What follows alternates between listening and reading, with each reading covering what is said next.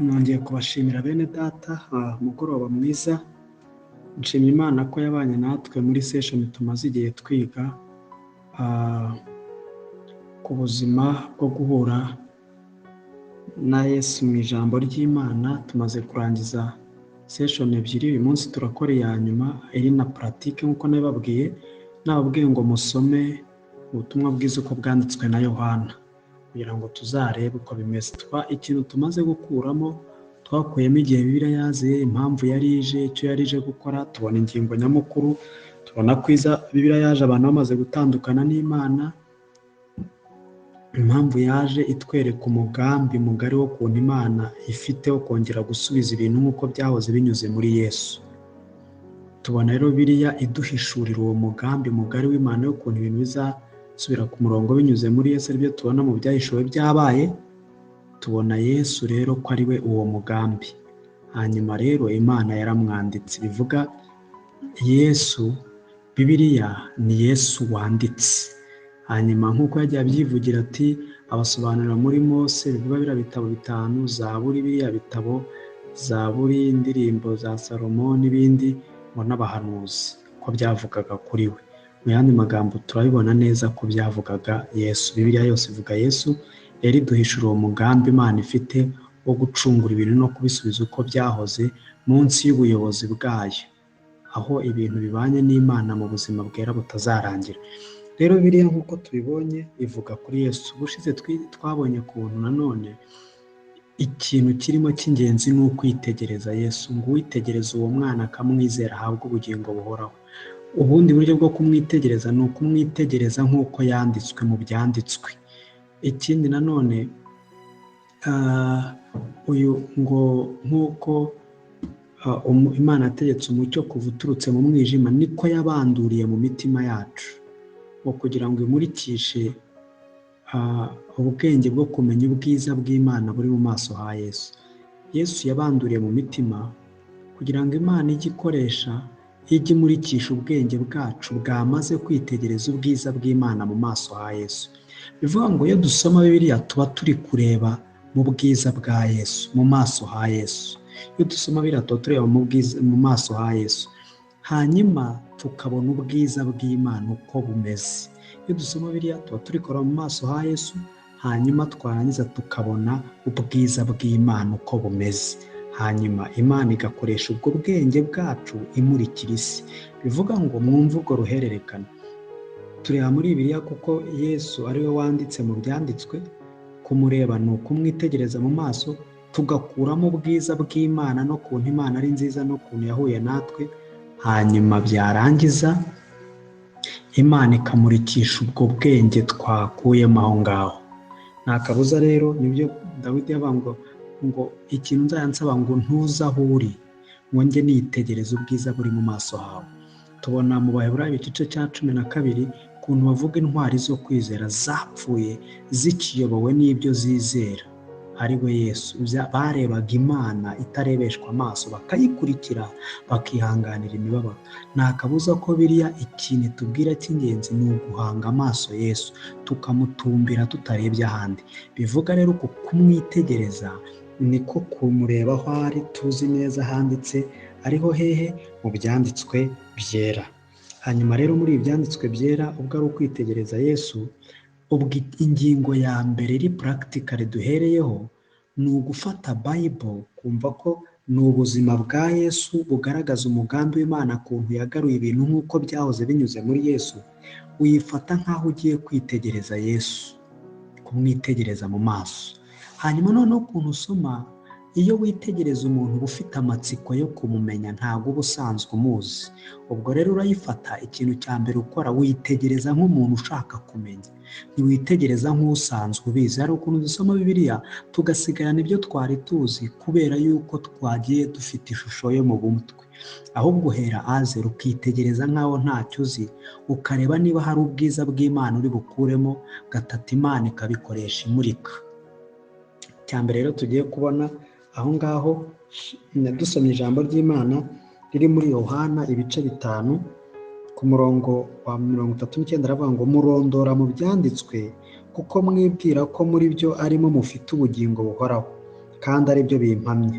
Nyamara mwanze kuza aho ndi ngo muhabwe ubugingo. Abantu Yesu arababwiye ngo murondora mu byanditswe kuko mwibwira ko muri byo arimwo mufite ubugingo buhoraho. Ikindi kintu batweretse ni uko ibyanditswe ubihurije hamwe bibyara ikintu kimwe cyitwa ubugingo buhoraho. Ngo kuko abantu bitegereza mu byanditswe ngo kuko bazi ko muri byo arimo bafite ubugingo buhoraho. Umuntu ufite ubugingo buhoraho ni Yesu waje mu isi, ntiyakora icyaha. Imana ubwo buzima bwita ko buhoraho, ni Yesu ubufite. Ubwo tubwiye ngo mu byanditswe ngo bitegerezamo kuko ariho bazi ko bafite ubugingo buhoraho, bivuga ngo ibyanditswe byanditswe kuri Yesu ari butanga ubugingo buhoraho, bitwereka ubugingo buhoraho. Bivuga iyo ubyitegereje bikwereka kuntu ibintu byatandukanye n'Imana bikitwa ko bidahoraho, none Bibiliya ikaguhishurira ukuntu hari ubuzima buhoraho bwahishuwe umuntu agomba kugira. Noneho ngo bano barabyitegereza kuko bazi ko muri byo aribo bafite ubugingo buhoraho, ngo ariko banze kuza aho ari. Ubwo ikintu cy'ingenzi kibanza ni ukubanzuka. Uyu Yesu ari nawe bugingo buhoraho, turabanza tukaza aho ari tukamwakira. Twamara kumwakira tukamenya yuko noneho ubugingo buhoraho dufite nibwo busobanuye hano mu ijambo ry'Imana, noneho tukamwitegereza neza tumureba. Ubwo rero ubwo bibaye gutyo ko ari ubugingo buhoraho twitegereza muri Kristo Yesu, ndagira ngo turebe, ubwo ni ugufata biri ukitegereza nk'uwitegereza nyine, kwitegereza nk'uwitegereza. Umuntu wese aho yicaye itegereze kuri parafo urebe, itegereza ibintu biri mu nzu. Iyo wongeye ukabyitegereza neza, hari utuntu wabona kuri parafo, hari utuntu wabona ku nkuta, hari utuntu wabona mu marido, hari utuntu wabona ku ntebe utigeze ureba kuva wabaho, ariko wumva ubizi kubera yuko ubibona. Ariko uramutse witegereje no ku bikuta, hari utuntu turiho utabonye, hari utundi wavumbura, hari utuntu wareba. Bivuga ngo Yesu afite ubwiza bwinshi, ariko tumwitegereza nk'aho dusanzwe tumuzi, bigatuma ntacyo twunguka. Uyu munsi rero tekinike ya mbere nabaye kwiga ijambo ry'Imana ni ukwitegereza, kubanza kumenya ko ijambo ry'Imana rivuga kuri Yesu n'ubugingo buhoraho, noneho ukaba waramwakiriye, noneho ugatangira kumwitegerezanya ubwuzu kugira ngo urebe ubwiza buri mu maso he ariho mu ijambo ry'Imana. Ubwo icya mbere ni ugufata ukitegereza. Ubwo rero kwitegereza nta formule bigira, uritegereza kugeza igihe widantifayinze cyangwa ushyize ku murongo ibyo wabonye byose. Tekinike ya mbere, ufata Bibiliya ugahitamo igitabo gihoraho uzajya usoma, atari bya bindi ngo uyu munsi ndasoma, oya, biri ku murongo. Ukavuga ngo ngiye guhera muri Yohana, nzasome nitegereza ndeza mu byahishuwe, ntangire mpaka nongeye nkageza muri Yohana. Ni ukwitegereza uhereye ku murongo, kuko umuntu bamuhera ku murongo. Iyo witegereje uva aho ujya hariya ugera aho bikagucanga, ariko ugomba, ibyiza ni uko ufite gahunda ihoraho. Ubwo umuntu yiha gahunda ihoraho, yarangiza iyo gahunda ihoraho iba imeze ite rero? Icya mbere, ugomba kwiha isaha ihoraho itari iminota myinshi, nubwo watangirira kuri 20, ukiha igitabo cya Bibiliya uzajya uheraho. Kabiri, icya gatatu, ugahitamo ahantu heza ahoraho hatazajya hakuderanja igihe uba uri fureshi. Niba hari ababa bari fureshi nimugoroba, ku manywa, bitewe n'akazi urimo, wenda ushobora gufata isaha ikoroheye, ugafata igitabo ugiye guheraho kizwi, ukabuza ahantu runaka wicara, ukabuzi noneho n'isaha ikoroheye muri wowe. Ibyo bintu ukabishyiraho, none ukagena n'iminota ikoroheye muri flexibility. Nubwo watangira kuri 20 cyangwa 10 nta kibazo. Hanyuma ntusome byinshi, ugasoma ibingana n'ibyo wabashije kwitegereza. Ubwo ni ibyo. Hanyuma iyo uhageze, icya mbere ukora, ibyo byose birangiye, isaha wayihisemo, igitabo uragifite, icyo ugiye guheraho usoma, n'ahantu wahisemo, hanyuma wahageze, icyo ukora nta kindi, uritegereza ubwiza bw'Imana mu maso ha Yesu. Uritegereza ukareba, uritegereza ukongera ukitegereza, ukongera ukitegereza. Ntuhita ushaka kumenya icyo bivuze utaritegereza. Ushobora kureba ibintu ku gikuta, ukareba ibindi, ukavuga uti ibi bintu abubatse babikoze nabi, kumbe inyuma ugasanga ni design, ni uko utari witegereje hose. Mu yandi magambo, umuntu aritegereza, ukongera ukitegereza, ukongera ukitegereza, itegereza ibihari.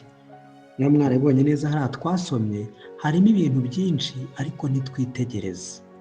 ubwo icya mbere uritegereza. Kabiri, icyo ukora, ibintu witegereje byose urabyandika, ukavuga uti nitegereje iki, ndi kwitegereza nabonye iki, ukandika ikintu witegereje, icyo wabonye nyine uri kwitegereza wabonye iki, icyo wabonye ukacyandika.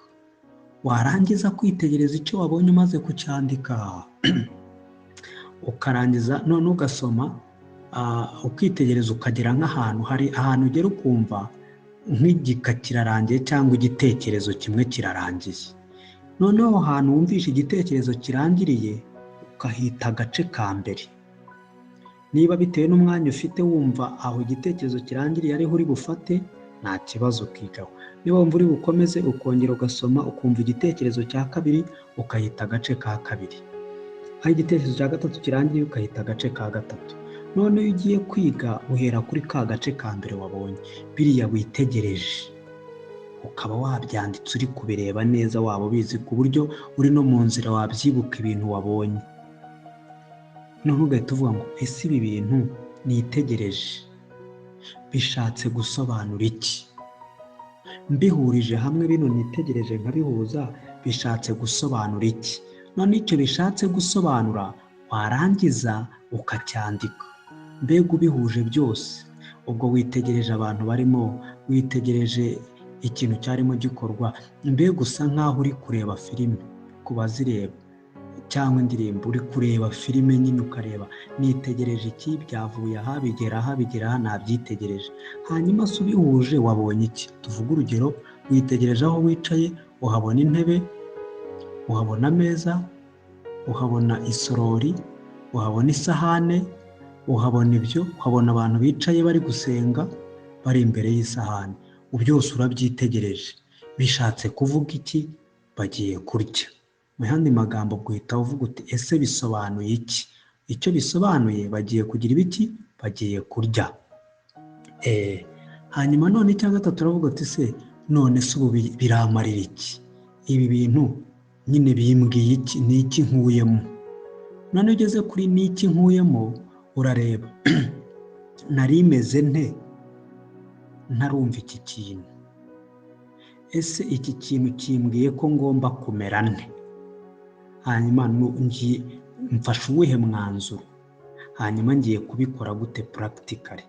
Ubwo icyo tubonye ni icyo uritegereza, ibyo witegereje ukabyandika, hanyuma ukagenda ureba uduce turimo ukabyita ingingo ya mbere, ya kabiri, ya gatatu, hanyuma ugahera kuri buri ngingo uvuga uti bisobanuye iki, bishatse kumbwira iki?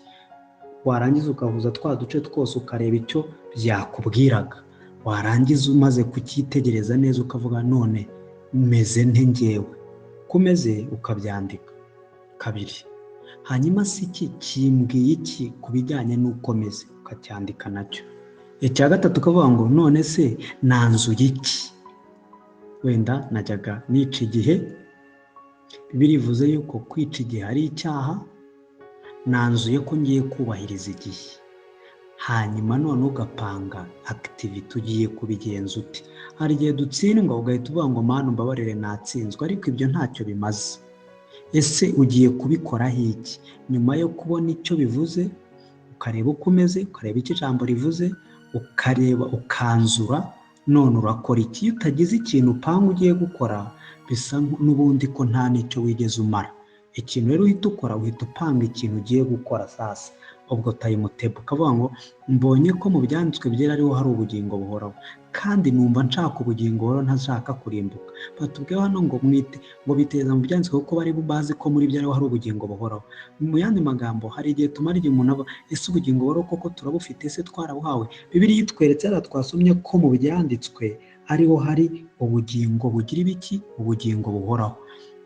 Hanyuma rero mu byanditswe ubwo ariho hari ubugingo buhoraho, buri muntu wese wo muri twebwe abiyobotse akabisoma yazakuramo ubugingo buhoraho. Kandi ntiwajya gusoma ibyanditswe ubwo nta gusobanukiwe ubugingo buhoraho, nubwo babikubwira ntiwabyumva neza. Ukavuga uti umwanzuro mfashe, ngiye gusoma Bibiliya kugira nsobanukirwe ubugingo buhoraho. Hanyuma warangiza ese ugiye kuyisoma uti? Icya mbere nihaye isaha ko nzajya mbyuka mbere y'akazi saa 12, mbere yo koga nkabyuka saa 12, nkakoresha iminota 10 cyangwa 20.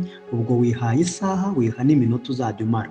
Icya kabiri, nihaye ko nzajya nkorera imbere y'igitanda cyanjye, cyangwa mbyuka nkajya muri salo, cyangwa nkajya hanze ahantu munsi y'igiti yiherereye atari abantu banderanje. Icyo ni icya kabiri. Icya gatatu, ngiye kugura ikaramu n'ikayi nzajya nandikamo na Bibiliya yo gusomeramo. Hanyuma icya kane, nzajya nkora iki? Nzajya nitegereza ibihari. Nimara kwitegereza ibihari mbyandike, nindangiza mbihurize hamwe mvuge ngo bishatse gusobanura iki. Nindangiza kuvuga ngo bishatse gusobanura iki, nindangiza nyandike. Nindangiza mvuge ese nari imeze nte, hanyuma mbwiwe gukora iki, hanyuma none ugahita upanga ko ariyo timetable uzajya ubigenza. Ni ukuvuga uhereye kuri icyo cyagufasha. Haleluya. Hanyuma rero ubu ni uburyo buri practique bworoshye bwadufasha kujya dusoma Bibiliya, twiga ndetse n'ijambo ry'Imana. Mwitegereje neza hano ikintu twavugaga muri Yohana, nababwiye ngo muzasome, turebye twitegereje nk'imirongo nk'itatu ya mbere cyangwa ine, haravuga ngo mbere na mbere hariho Jambo, Jambo yahoranye n'Imana, Jambo yari Imana. Uwo yahoranye n'Imana mbere na mbere, ibintu byose niwe wabiremye, ndetse mu byaremwe byose nta na kimwe kitaremwe nawe. Muri we harimo ubugingo, kandi ubwo bugingo bwari umucyo w'abantu. Uwo mucyo uvira mu mwijima, ariko umwijima ntiwawumenya. Ubwo ngo hariho umuntu watumwe n'Imana witwaga Yohana. Murumva hano hatangiye section ya kabiri, icyiciro cya kabiri. Noneho ubwo duhere ku cyiciro cya mbere, ubwo ari inkuru ya kabiri itangiye, ubwo iya mbere tubanze tuyirebe. Aka gace ka mbere akaba ari guheraho ukitegereza. Umurongo wa mbere akaba ari guheraho, mbonye ko mbere na mbere hariho Jambo. Ni ikintu nitegereje, mbere na mbere hariho Jambo, hariho izina umuntu bita Jambo. Icya kabiri, ndi kwitegereza, Jambo yahoranye n'Imana, Jambo yahoranye n'Imana. Icya gatatu, Jambo yari Imana. Ubwo nitegereje ibintu bitatu ku murongo umwe. Nitegereje ko mbere na mbere hariho Jambo, nitegereje ko Jambo yahoranye n'Imana, nitegereje ko Jambo yari iki? Jambo yari Imana. Ubwo si ibyo mbonye? Umurongo wa kabiri, uwo yahoranye n'Imana mbere na mbere. Ku murongo wa kabiri mbonye ko mbere na mbere yahoranye n'Imana. Nicyo nitegereje, si bwaza ahubwo yahoranye nayo. Icya gatatu, ku murongo wa gatatu, ibintu byose niwe wabiremye. Ikintu nitegereje ni uko ibintu byose tureba uyu Jambo ari we wabiremye, ndetse mu byaremwe byose nta na kimwe kitaremwe nawe. Mu bintu byose twabona byaremwe nta na kimwe ataremye. Nicyo nitegereje. Ikindi, muri yo harimo ubugingo. Ni ikindi mbonye, muri uyu Jambo harimo ubugingo, kandi ubwo bugingo bwari umucyo w'abantu. Ubwo bugingo iyo bugeze mu bantu buhinduka umucyo. Cya gatanu, umurongo wa gatanu, uwo mucyo uvira mu mwijima. Turabona uwo mucyo waravuye, ariko umwijima ntiwawumenya. Ubwo ibintu twitegereje hano rero byose biratwereka ko hari umuntu witwa Jambo wahoranye n'Imana mbere na mbere mu irema. Uwo muntu akaba yari Imana, akaba ari nawe waremye ibintu, ndetse nta na kimwe kitaremwe nawe. Muri we harimo ubugingo, kandi ubwo bwari umucyo w'abantu. Uwo mucyo uvira mu mwijima, ariko umwijima ntiwawumenya. Ubwo ni nk'aho tubonye yuko Yesu mu iremwa, mbere na mbere Imana irema, yahoranye n'Imana, kandi yari Imana, kandi niwe waremye ibintu. Niba yarabiremye abifite ububasha. Icyo bitubwiye ni iki? Ni uko muri Yesu harimo ubuzima bushobora kuduhindukira umucyo. Hanyuma rero Yesu yararashe, arasha abantu ntibamwemera, uwo mwijima ntiwamumenya. Mu yandi magambo, twitegereje ko hari umwijima ushobora kuba ufite ubwenge, wamenya ibintu. Hepfo ngo hariho umuntu witwaga watumwe n'Imana witwaga Yohana. Uwo yazanywe no guhamya iby'umucyo ngo atume bose bizera. Icyakora uwo si we mucyo, ahubwo niwe wahamije ibyawo. Uwo mucyo niwe mucyo nyakuri, kandi ubwo nibwo yatangira kuza mu isi ngo amurikire umuntu wese. Yari mu isi ndetse niwe wayiremye, nyamara ab'isi ntibamwemera. Yaje mu byo ari abe ntibamwemera. Icyakora bamwemeye bose bakizera izina rye, yabahaye ubushobozi bwo kuba abana b'Imana. Abo ntibabyawe n'ubushake n'amaraso cyangwa n'ubushake bw'umubiri cyangwa n'ubushake bw'umugabo, ahubwo babyawe n'Imana. Jambo yabaye umuntu abana natwe, tubona ubwiza bwe busa n'ubw'umwana w'ikinege wa se, yari yuzuye ubuntu n'ukuri. Icyo dusomye rero urakomeza ukitegereza ibyo ubona, ukuntu Yohana yamuhamije, amara kumuhamya nuko nyuma Yesu akaza mu byo yaremye, ab'isi ntibamwemere, none abamwemeye akabaha ubushobozi bwo kwitwa abana b'Imana. Uyu munsi akaba barabyawe n'Imana, ariyo nyito bafite. Ibyo byabaye Yesu amaze kwambara umubiri akabana natwe, tukabona ubwiza bwe. Mu yandi magambo, Yesu muri we harimo ubuzima, ubwo buzima ari umucyo w'abantu, arangije aza mu isi gutanga uwo mucyo. Abantu ntibamwemera, abamwemeye bakabona ubwiza bwe, barangiza bakamwemera, ahita bahindura abana b'Imana. Ubwo icyo bitubwiye ni uko Yesu muri we ashobora kuguhindura umwana w'Imana mu gihe umwizeye. Afata ubuzima bumurimo akabuguha, hanyuma bwagera muri bukakubera umucyo, ukaba uramurikiwe, ukitwa kuri umwana w'Imana. Hanyuma mu byo twitegereje ubwo bisobanuye ibyo ngibyo. Hanyuma none tugiye kubigenza gute? Wajyaga ushaka umucyo, kugendera mu mucyo, ukeneye ikintu kimwe. Umucyo uturuka mu buzima bwa Yesu. Icya mbere ni ukubanza ukakira ubuzima bwa Yesu, ngo ibintu byose niwe wabiremye, ni nawe byaremewe. Ubwo ari we wabiremye, nawe yarakuremye ngo agutegeke. Ni ukumugarukira nk'aho ari we mwami wawe wakuremye. Wamara kumugarukira nk'aho ari we mwami wawe wakuremye, sasa kugira ngo niba yarakuremye aza kuyobore nk'uwakuremye, hanyuma iyo umwemeye ngo akuyobore nk'uwakuremye, ahita aguha ubugingo buri muri we, bukaguhindukira umucyo. Nuko rero ugiye kubigenza uti? Uyu Yesu ubwo ari we waguhaye ubuzima buguhindukira umucyo, ugomba kugendera mu mucyo. Ese uyu munsi ni ubuhe buzima ubayeho? Uri mu mwijima, ugenda uti? Witwara uti? Imana niyo yakuremye, ntugomba kwiyobora. Nuko ubwo ubibonye, akira ubuzima bwa Yesu buguhindukira umucyo, nuko Imana ijya ikuyobora. Uko yazajya ikuyobora buri munsi, nuko ubugingo bwa Yesu ugomba kujya ubwitegereza mu byanditswe byera, kugira ngo buri munsi bigufashe kwera imbuto no kugendana nawe. Aho niho nabwiraga, reka mbereke ahandi wenda nko mu Befeso, dusomye nko mu Befeso igice cya mbere, Abefeso igice cya mbere, tukitegereza ibihari. Noneho ni nawo mukoro ndi bubahe, muzagende muhitegereze, muhipuratike ibyo nababwiraga. Abefeso igice cya mbere, umurongo wenda dore kwa 3, ngo Imana y'Umwami wacu Yesu Kristo ari nayo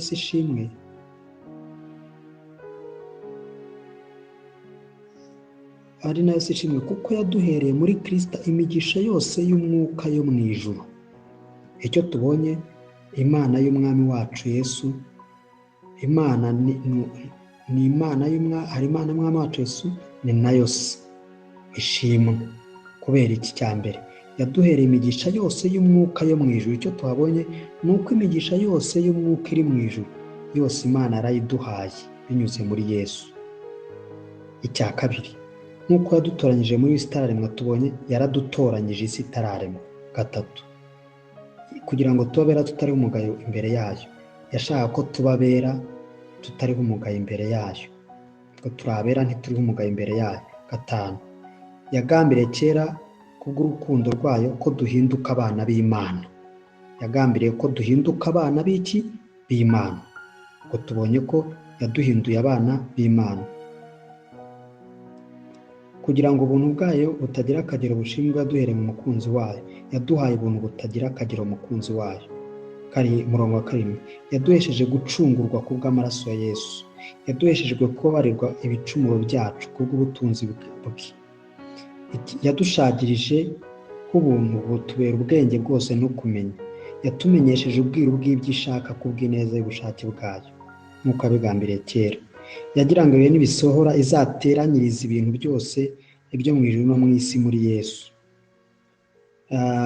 Ku bwa Yesu icyo turi kuhareba, twahawe umurage tubitoranyijwe kera.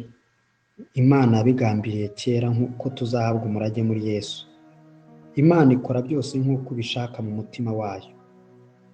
Yabikoreye ngo tuba gushimisha ubwiza bwayo, twebwe abiringiye Kristo. Umurongo wa 13, abiringiye Yesu bose iyo bamaze kumva ijambo ry'ukuri aribwo butumwa bwiza, iyo umuntu amaze kwishyira ashyirwaho ikimenyetso ari cyo Mwuka Wera.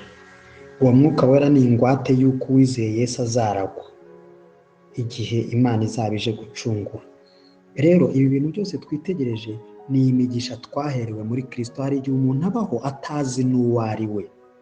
Ikibitera ni uko utunze Bibiliya cyangwa Yesu, ubuzima bwa Yesu bwanditse mu ijambo ry'Imana, ariko ukaba utamwitegereza.